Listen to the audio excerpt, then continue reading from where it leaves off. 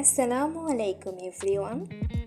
ঘরে থাকা একদম সহজ উপকরণ দিয়ে কিভাবে খুব সহজেই অনেক বেশি মজাদার ব্রয়লার মুরগি বা পোলট্রি মুরগি রান্না করা যায় তার রেসিপি আজকে শেয়ার করছি।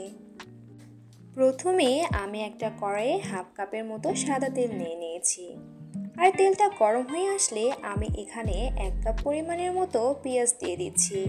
আর পেঁয়াজটা মাঝারি আঁচে কিছুক্ষণ ভেজে নিব।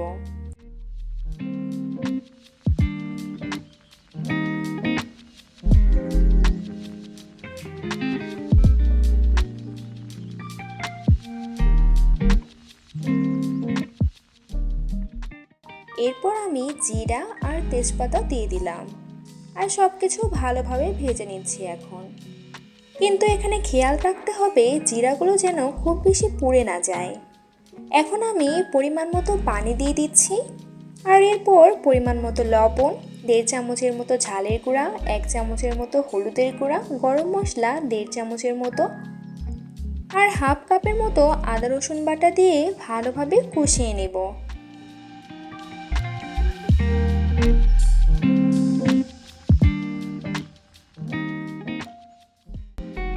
আর ঢাকনা দিয়ে দিব।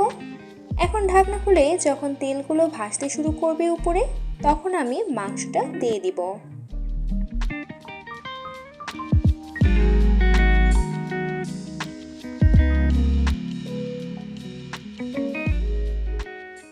এখানে আমি 1.5 কেজি পরিমাণ মুরগির মাংস নিয়ে নিয়েছি। আর গোস্তগুলো ভালোভাবে আগে থেকে ধুয়ে এক্সট্রা পানিটা শুকিয়ে নিয়েছি। এখন মুরগির গোস্তগুলোর সাথে সব মশলা ভালোভাবে মিশিয়ে আমি আবার ঢাকনা দিয়ে দিব।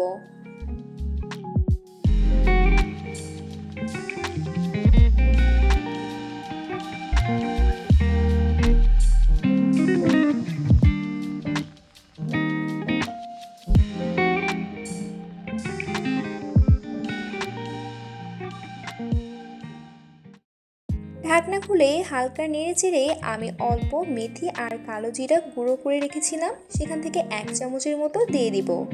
আর 5-6টা গোটা কাঁচামরিচ দিয়ে আমি পানি দিয়ে দিব ব্রয়লারটা আরও ভালোভাবে সিদ্ধ হওয়ার জন্য।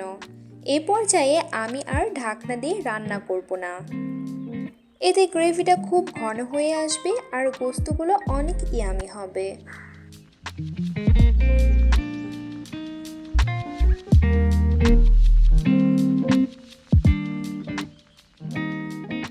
রান্নার শেষের দিকে আমি 1 চামচের মতো জিরা গুঁড়ো দিয়ে নেড়েচেড়ে নামিয়ে নেব। এই তো হয়ে গেল অসম্ভব মজাদার স্বাদের ব্রয়লার মুরগি রান্না। রেসিপিটা যদি ভালো লাগে তাহলে অবশ্যই আমার চ্যানেলটা সাবস্ক্রাইব করবেন। আর যারা ফেসবুক থেকে ফলো করছেন তারা প্লিজ ফলো দিয়ে দিন। এখনকার মতো আল্লাহ হাফেজ।